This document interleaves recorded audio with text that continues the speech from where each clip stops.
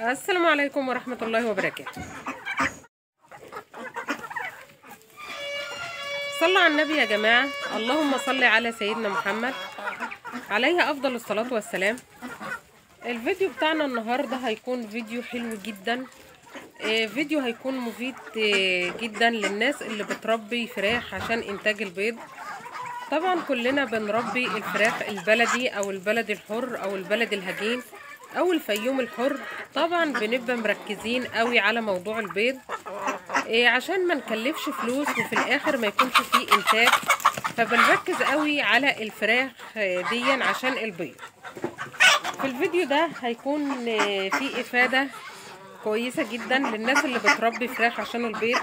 هتكلم في الفيديو ده عن عشبة تعتبر معجزة لزيادة انتاج البيض، وبتأسس عنقود البيض عند الفراخ البلدي. الفراخ اللي احنا شايفينها قدامنا دي، الفراخ دي انا مربياها عندي من عمر يوم. الفراخ اللي انا مربياها من عمر يوم دي مربياها على الخلطات والوصفات، مربياها عندي بدون ادوية بدون تحصينات. طبعا احنا دخلنا على فترة الشتاء او الجو بدأ يبرد، فخلوا بالكم يا جماعة اليومين دول من موضوع الشوطة والفيروس اللي منتشر في الجو. فلازم ندي للطيور بتاعتنا نستخدم لهم مضاد فيروسات، نحط لهم رافع مناعة. اعراض الشوطة عشان تعرفي ان عندك شوطة بيكون لها اعراض.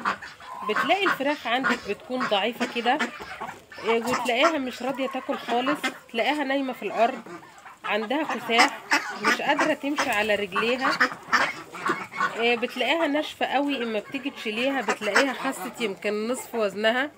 يعني لو كانت الفرخة عندك كيلو، لما بيجي بقى موضوع الشوطة بتلاقيها ناشفة قوي، تيجي توزني الفرخة ممكن تلاقيها نص كيلو، نشفت خالص ما عادش فيها لحم. بتلاقي عندها اسهال، سواء كان الاسهال ده ابيض او الاسهال الاحمر اللي هو بيكون مدمم ده. فنخلي بالنا. انا عن نفسي ما بديش تحصينات، انا بمشي في موضوع الشوطة ده او ان اتجنب الشوطة بموضوع مضاد الفيروسات ورافع مناعة بحطه لهم في المية. مش بحب التحصين، لان التحصين اقل حاجة لازم يكون عندك 500 فرخة عشان تبدأي تحصني الطيور بتاعتك، فانا ما عنديش العدد ده كله، فمش بشتري تحصينات من عند البيطري، انا بجيب لهم رافع مناعة ومضاد فيروسات. طيب في الفيديو ده هنتكلم عن العشبة المعجزة لزيادة انتاج البيض وتأسيس عنقود البيض. عشبة سحرية بمعنى الكلمة، بتزود البيض عندك جدا، بتخلي عندك كمية بيض كويسة قوي، كمية بيض كتير كده. العشبة دي بتحافظ على صحة الفراخ كمان، غير ان هي بتزود البيض بتحافظ على صحة الفراخ، بتحافظ على مناعتهم.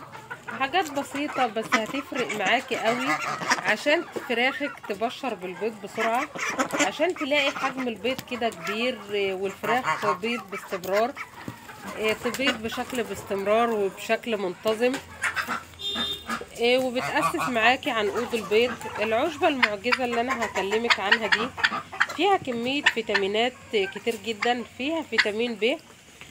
فيتامين ب ده اللي بيساعد على الهضم.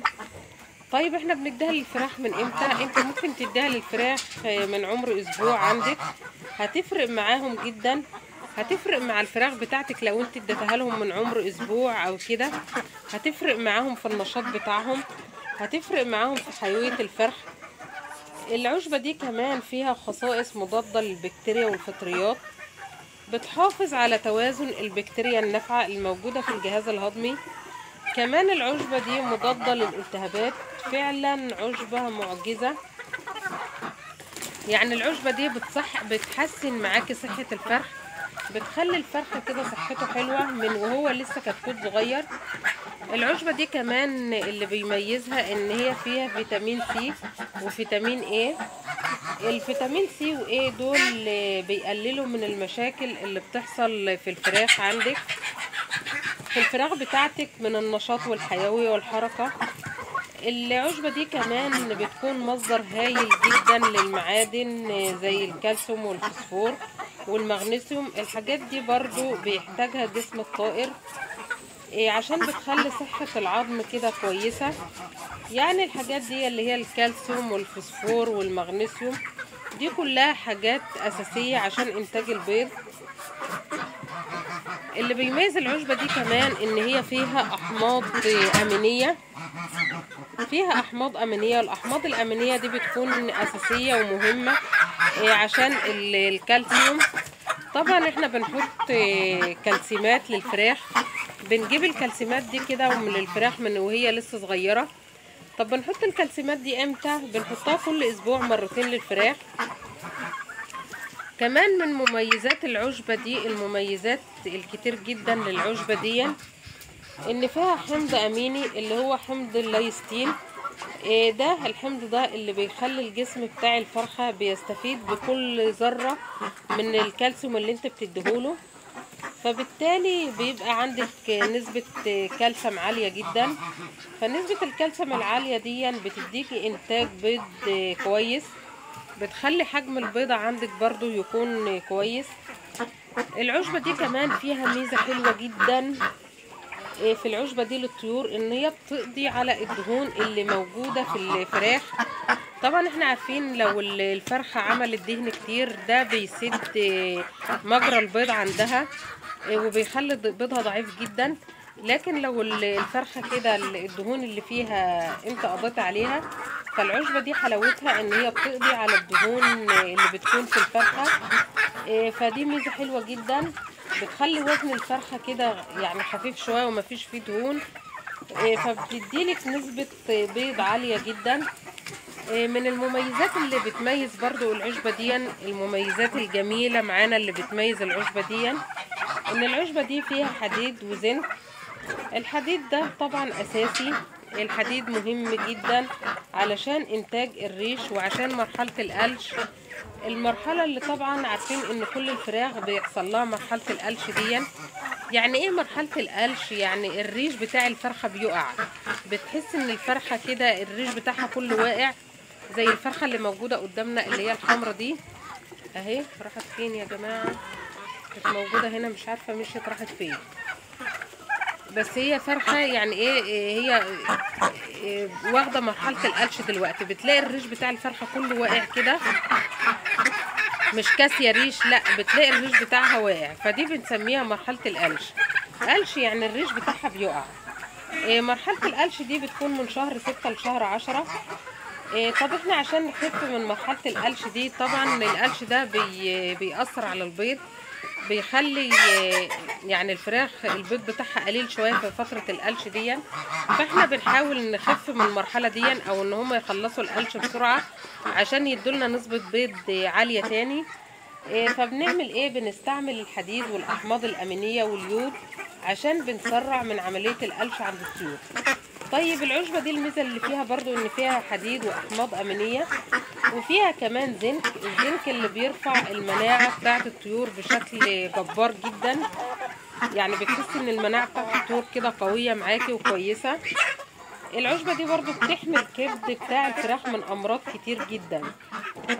العشبة دي ممكن نستعملها للفراخ من عمر اسبوع، من عمر اسبوعين، ممكن تستعمليها من عمر شهرين، انت وراحتك. بس انا بفضل ان احنا نستعملها من الاول على طول عشان تأسس عنقود البيض بتاع الفراخ معانا.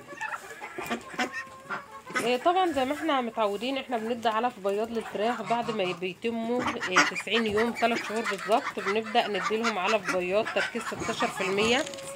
وبقية النهار بنديلهم خلطات ووصفات واكل تاني زي بواقي الاكل، زي العيش الناشف، زي الردة، زي الدشيشة. بس نحاول برضو ما نكترش من الدشة او الدشيشة، لان هي بتسمن الفراخ البلدي، فاحنا مش عايزين نسمنهم، احنا جايبينهم اصلا لانتاج البيض، فعايزين نخف الدهون من عندهم. فبنقلل شوية نسبة الذرة او نسبة الدشيشة، لان هي بتعمل دهون عند الفراخ. لكن الردة حلوة جدا للفراخ اللي بتبيض. طيب العشبة دي بقى اللي احنا قلنا عليها كل المميزات الجبارة دي، ان هي بتحسن صحة الطير معاكي، صحة الفرخ، بتخلي مناعتهم قوية، بتديهم نشاط، بتديهم حركة، فيها زنك، فيها مغنيسيوم، فيها حديد، العشبة دي اللي هي عشبة المورينجا. عشبة المورينجا دي طبعا شجرة المورينجا دي عادت مشهورة قوي، وبتشوفيها كتير جدا عند الناس اللي عندهم الناس دول بتوع الزرع اللي عندهم مشاتل للزرع. فأي مشتل للزرع دائما بتلاقي عنده عشبة المورينجا دي أو زارع شجرة المورينجا. طبعا لأن هي بتتصدر بره نظرا للفوائد الكتير جدا اللي في عشبة المورينجا. فالمورينجا دي برضو مفيدة للطيور. طيب احنا بنعملها ازاي؟ بنغلي معلقة من عشبة المورينجا دي على لتر مية، وناخد منه كل يوم كوباية على لتر مية. يعني بنجيب معلقة من عشبة المورينجا دي وبنغليها في لتر مية، وبناخد من اللتر مية ده كل يوم كوباية، بنحطها على لتر مية للفراخ. بنعملها اسبوع ايوه واسبوع لا، يعني نديها اسبوع يوم للفراخ في الاسبوع ده، والاسبوع التاني ما نديهاش للفراخ. ففي فوائد جبارة جدا لعشبة المورينجا دي، مفيدة جدا بالنسبة للطيور. زي ما قلنا عشبة تعتبر سحر في انتاج البيض. لو استعملتوها حبايبي هتشوفوا فيها نتيجة كويسة جدا في تحسين صحة الطيور وفي زيادة انتاج البيض. اتمنى حبايبي ان انتوا تجربوها وتكتبوا لي في التعليقات العشبة المورينجا دي جابت معاكم نتيجة ولا لا، وهل هي مفيدة ولا لا. لكن عن تجربة شخصية انا استعملتها للطيور بتاعتي فلاحظت زيادة انتاج البيض. واكتر حاجة في انتاج البيض اول سنة، يعني الفراخ لما بتبيض عندك اول سنة بتحصلي من الفراخ على نسبة عالية جدا من البيض، لكن تاني سنة وتالت سنة البيض بيخف شوية عن اول سنة. فانصحكم حبايبي ان انتوا كل سنة تجددوا الفراخ بتاعتكم. يعني اول ما الفراخ تبيض عندك وتتم سنة حاولي تذبحيها وتجددي كده كل سنة، تجددي كل سنة، لان اول سنة بتكون نسبة البيض عالية جدا. فعشان نستفاد منها نحاول ان احنا نربي فيات كده، يعني كل سنة نجدد معانا في الفراخ بتاعتنا. الفراخ حبايبي زي ما احنا شايفين صحتها كويسة جدا، ده كله بفضل العشبة السحرية، العشبة المعجزة اللي هي عشبة المورينجا. حبايبي ده كان الفيديو بتاعي معاكم النهاردة. ما تنسوناش حبايبي باللايك لدعم القناة، ولو اول مرة تشوفي قناتي اشتركي وفعلي الجرس عشان يوصلك اشعار بكل جديد على قناتي. والسلام عليكم ورحمة الله وبركاته.